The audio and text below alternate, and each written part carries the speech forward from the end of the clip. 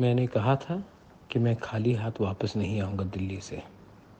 आज ये historical accord sign किया जा रहा है।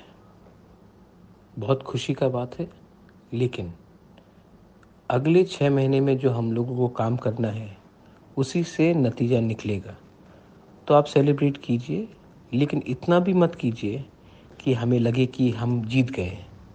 जीत तभी होगा जब आस्ते-आस्ते अगले थोड़े दिन में एक करके हम लोग अपने प्रोग्राम्स को, अपने ज़मीन का अधिकार को, अपना पॉलिटिकल राइट्स को, अपना कॉन्स्टिट्यूशनल राइट्स को, अपना लैंग्वेज को, अपना कल्चर को, अपना हिस्टोरिकल राइट्स को, अपना इकोनॉमिक राइट्स को हम लोग पूरा कर सकें।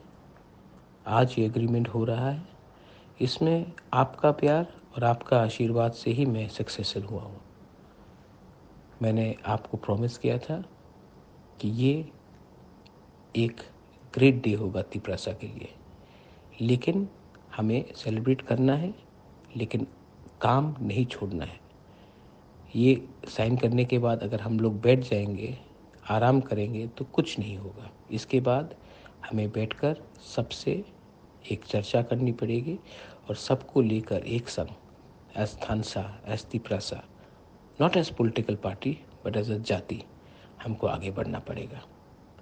ये बुबागरा का मैसेज है। बेलाइनो हम भाई।